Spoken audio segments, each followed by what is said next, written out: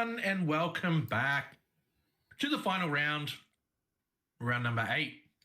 We have Jonathan taking on Jacob, and of course, I'm still joined here by Ryan. We are finishing up after this one, and then we'll be back with Top Cut tomorrow, roughly about an hour earlier than when we started today. So set those clocks. Make sure you follow the channel if you haven't already, because you will be notified when we go live. But for now, Ryan, shocker, it looks like it's going to be El Clasico, Zoro versus Zoro. Yeah, we knew this was coming up at some point, either today or probably tomorrow, that we're going to start getting into some more common, these red leaders. Mm-hmm. Which one do you think is going to take this one? The Altart Zoro. Oh, wait a minute. Both players really flexing off everything that they've got. Jonathan actually, if I'm not mistaken, took out the online One Piece regionals a couple weeks back with, was it with Zoro? No, it was with Kinemon at the time, and has now taken Zoro, and has obviously proven himself because he's on stream here now for round number 8. I'm not too sure if these players are undefeated or not, but they are definitely obviously at one of the higher tables, which is the reason why we have him here. Table 5. Okay, so I think it's about 6-1. Yeah. Yeah, these guys would be playing for their position within the top cut. So one of these players won't make it. One of these players will make it. A lot riding on this line. And we're going to see, hopefully we don't see any tears on stream, but I mean, when you're this close to the top and you're on stream, yeah. Especially not on those finalist playmats. Oh, definitely not. I mean, you still get the playmat, right? Because it's top 32, so both players will be taking home this playmat. But, yeah, who's going to take home the top 16 feeling? And standard stock standard turn for Jonathan here. First turn, plays 1 for Nami. Jacob is going to tap 2, and it looks like he's looking for a 1-drop. I don't think this is a stock standard turn for Jonathan. So that's a different Nami, isn't it? That's the Don Nami. That's arrested. Yeah, that's right. Yeah, nice. Actually, I just saw that. Jacob obviously going, sorry for the stock standard Curly Dadan, finding the Otama off the top. But yeah, Jonathan actually, I was thinking about this Nami, seeing the reveals of OP4 and VV and stuff like that. I was thinking about how this Nami is going to put in so much work going forward in the more future sets. Yeah, and it just gives a lot more value, especially in Zoro, where you only need 1 Don to turn on your leader effect. It means that you can continue to play cards and still get that extra 1k boost onto your whole field. And Jonathan playing the curly, going to figure out what card he wants to grab. There were a couple of options when he looked at the top 5.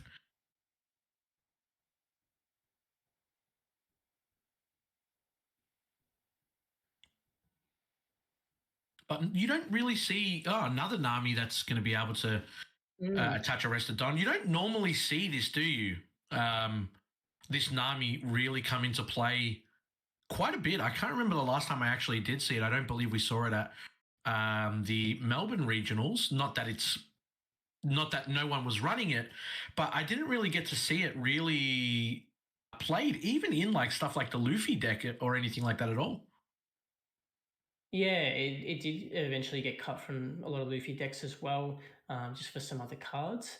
But he's able to establish 2 here. So each turn that these cards stick around, there's going to be 2 Don that he can work with to get value. And Jacob having none of it and deciding to drop down the Nico Robin, going to start trying to deal with this this weird wide board that Jonathan is creating more for the later turns rather than now. Yeah, nothing too kind of threatening from Jonathan's side of the field at the moment. But just a couple of cards that can get him a lot of value later on as he starts resting his Don to play bigger threats. Yeah.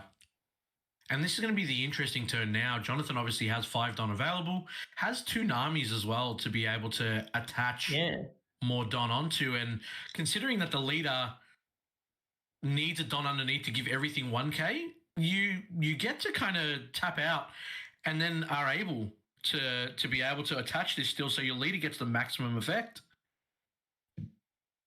Yeah, and it allows you to kind of work with 7 Don as opposed to just the 5. We see Vista removing the Robin, so recognizing that he wants these Namis to stick around. Yeah. And sure, he's used 4 Don already, but with those 2 Namis, he's able to use those 2 rested Don to some kind of combination with leader and potentially attack with the curly as well. I mean, yeah, in that sense, do you just swing lead and then you swing with curly as well? You put 2 Don. I mean, you probably put 1 Don underneath the leader anyway, because curly will also benefit from that. And then you'll put the other one onto curly. No, he's just going to put 2 underneath his leader, swing for 7 and keep curly inactive. Yeah, I think he wants to just continue with this wider board, force a damage with a 7k swing, and then later on into the game, he can use curly to clear up his opponent's side of the field or put pressure on. And Jacob now did actually grab the Nami from Life the Searcher, so I would assume that he might bring that down now and try to find some cards, some options for himself. Does have the Rush Zoro if he wants to kind of start putting some pressure, and 2 for curly instead. Gonna see what he finds up here. And yeah, nice. Yeah, find some Akano. The deck does run obviously so many 1-drops that it's very hard to miss. Obviously, it's still possible, but the way that you operate these deck lists now, you do put quite a bit in to make sure that these searches never going to waste, right? And we're going to see another one now. Nami's going to look at top 5, and yeah, couple of Brooks, Nico, Robin, plentiful. The question is, which route do you take? Obviously, one of the Nico Robins were already removed from Jacob's side of the field. If he doesn't have another one in hand, I can definitely see him adding it here. Jonathan's used a lot of cards to try and maintain this side of the board and remove that Robin from the previous turn as well. We see Jacob with what looks to be at least 6 or 7 cards in hand, I believe. Definitely about 7, yeah. So he's definitely in a better advantage. He's going to add another one now. And the board state, considering that Jacob's hand is at 8 and Jonathan's is at about 3, the boards are very, very similar. Obviously, more effects going to Jonathan's side. But, yeah, really different in terms of where both players are sitting now. And, yeah, Jacob's just going to tap 3, play the Nico Robin, and hopefully keep that on board until next turn. And just go for the stock standard 5 swing at lead. And Jonathan, again, already on 3 cards in hand. Going to be interesting to see if he ends up taking this one or uses another card to defend. Yeah, you're not in the worst position taking this one going down to 3. It means you have 5 cards to work with the following turn. But we see Jacob with the Whitebeard SR lingering at the top of his hand as well. And he will end up taking that. So both players sitting on 3 life now. Board's very, very similar in terms of the bodies and the power that are kind of sitting here. Obviously, having 2 curlies and a Nico Robin is not too bad for Jacob. But Jonathan obviously being able to use 2 rested Dons every turn to attach it onto a body or even onto his leader allows him for a little bit more freedom.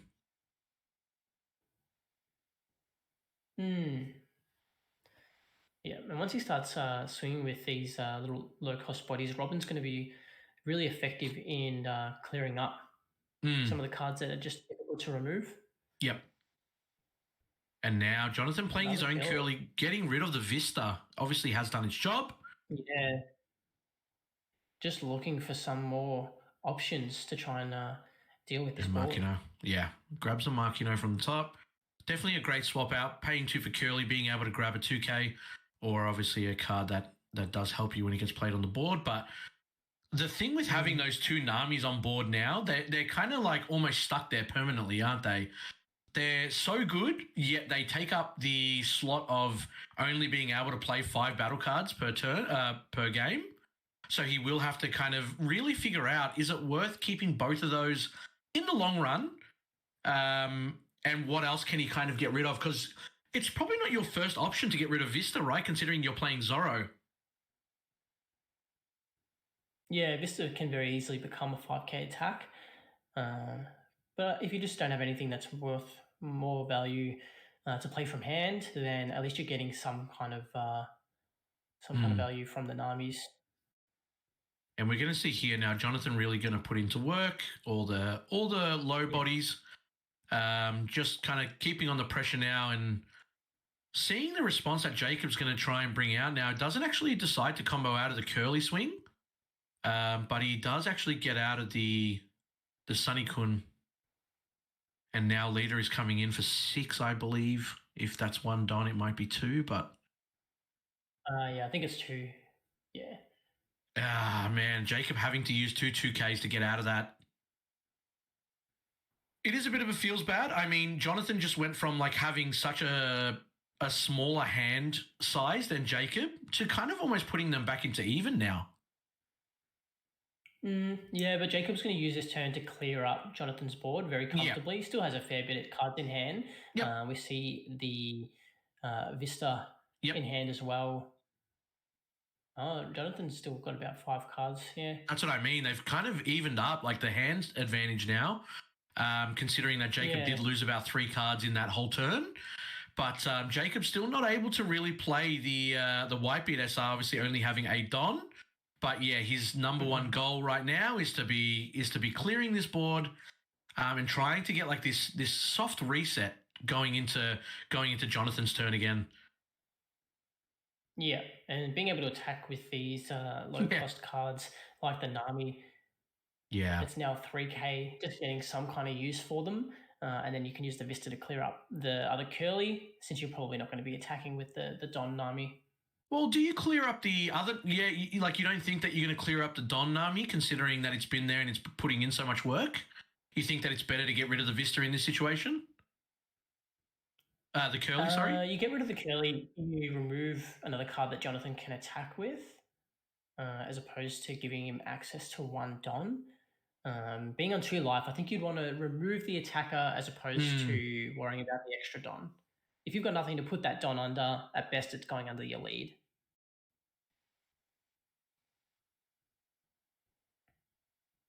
And you've still got a pretty healthy board, so removing the amount of attackers is probably best.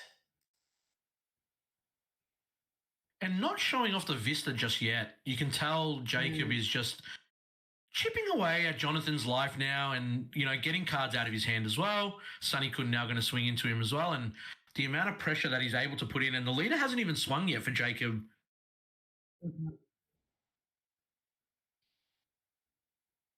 Putting him in a real uncomfortable position where he's just using a lot of the cards that he probably wanted to keep, like that Vista. Yeah. Just to try and counter out of some of these 5k attacks. I mean, Jonathan's probably staring down Jacob's board now, and he's like, if I go down to 1 here, I know that the next turn that Jacob has, if I can't beat him on my next turn, he's gonna do this all again. And now Jonathan ends up with, I think, 3 cards in hand after all that again. So once again, putting himself in that same position. Jacob does have 3 Don available, has the Vista in the very front, thinking if he wants to get rid of this curly, but he will also need to get rid of a card from field, and I would believe it's the 1-drop Nami if he does. Yeah, commits to it. That will remove the Nami. The Nami, like I said, yeah, I thought that might be the better play here, considering the amount of value Jonathan has shown that he gets out of these cards. Very interesting, yeah. We see Jonathan was playing around with the Whitebeard SR in hand. Yeah. Do you just slap it down here, Ryan? I think, Jacob probably knows the Whitebeard SR would have been coming this turn, and now Jonathan doesn't have the availability to put that one Don underneath the leader to get an even more buff swing, maybe, because that Nami is obviously, now gone. So Jonathan's staring down a very scary situation here. Jacob's looking very comfortable. Both players on 2 life each. Jonathan with a hand size of 4. Jacob has about 5 or 6 cards in hand as well. He does obviously have multiple Newgate SRs. But when you're staring down 5 bodies that can swing at you next turn, it's a little bit scary. Yeah, it does look like he has a Gordon, 2 Whitebeard, and 2 Zoro. So none of those cards have any counter power. And he's going to have to let some of these bodies go on the board. But if he has 2 Zoros next turn, that's a lot of... There you go. There you go. Yeah, which now leaders on 7 inherently 7k at life. At lead. Yep. So he's trying to set up a kill next turn if he can survive this attack or this onslaught of red. I mean, being 7k inherently does help. Zoro can comfortably swing at you for 5 or 6k easily, but when you start getting into the 7s and 8s, it does require a lot of Don investment. But Jacob does have a lot of cards which we know just don't have a lot of counter power. I think Jacob just drops down the Newgate SR here. In all honesty, I think you just drop it down, reset the turn again, because you know that Jonathan doesn't really have anything crazy on the field. You'll still be able to get rid of his curly with the standard, swings from your bodies on the board. You give your leader 2k that can swing into their leader, trade for trade. And you just kind of sit there waiting for your turn to come back. That's personally what I think the play would be here. But with no cards in hand that have counter power or very little, you're so open to being just blown out. Yeah. I see a Brook in hand, but it's just not a lot of cards that can really defend with. I think this is probably the right play because you're still sitting at 1 life here. I mean, let's say the Whitebeard SR does go... Well, actually, yeah, you're probably right here. If he swings with Whitebeard SR and Jacob ends up taking it, you might see Jonathan just slap down 10 Don onto his leader and go for game. Yeah, you could get put off by the amount of cards Jacob has in hand. Like, you just feel like that's going to be the wrong play, but yeah, he just clears up the curly here, and there's not going to be anything else that he can do to damage that leader. This really comes down to whether Jonathan feels like he can go for game here. It has to be a 10k swing first, so that definitely will push through the damage. He's going to put 1 there, and he's going to be like, all right, 11k. And if he gets out of this, then he doesn't go for game here, right? But if he takes that Newgate SR swing at 11k, you start to question yourself, do I add the other 9 Don onto my leader and try to finish this game right here, right now? Yeah, he's got to go for it. You just don't have the defense to survive the next turn. Unless he has another Newgate SR in hand, yeah. Yeah, that's true. You'd be fine if you're Jonathan and you have another Newgate SR in hand. You're probably not upset dropping that down. But if you don't have it, you're stuck.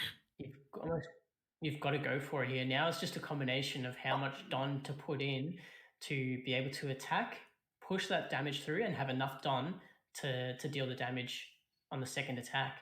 It's going to be interesting here. So Jacob has 6 cards in hand. Cards in Jacob. Was it 7 or 6? 7, yeah. Yeah. He's attached them.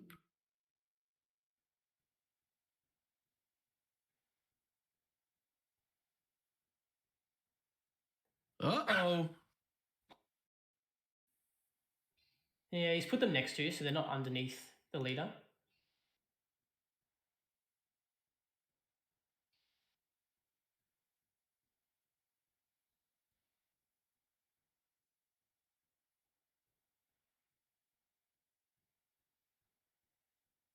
Just really trying to figure out what the best combination of Don is. Yeah. Commits, takes it. And that should be it. Oh, there you go. Wowee. Takes it. Yeah, that's it. Yeah. Just showing the amount of cards that he had that had no counter power. Yep. Whew. And that is the crazy thing there, right? Like again, like Jacob did have 7 or 8 cards. He obviously pulled another one from life, and then being able to be at 12 actually it was 13 with the leader buff, the Whitebeard SR being at 13. He needs to have, what is that? 2, 4, 6, 8. He needs to have 4 2Ks and another 1K somewhere out of the 7 cards. And I think that is 100% the right play there, considering that you've obviously seen him use a couple already on the earlier swings.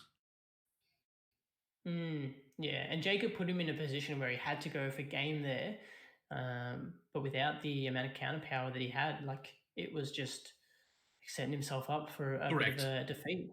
Correct. And that's the thing. Jonathan obviously knows as well, if he doesn't go for game that turn, he probably loses next turn. Didn't have a Whitebeard SR in hand. Doesn't have the defense to kind of hold that extra 2K power. My opponent's board is fully stacked. Multiple swings are going to come through. So, look, great game by both players, obviously. We might do an intermission here just because one of these players will go into the top 16. So we don't want to spoil their deck list for anyone that might be playing tomorrow also. Yep. But, yeah, look, that's going to be pretty much done.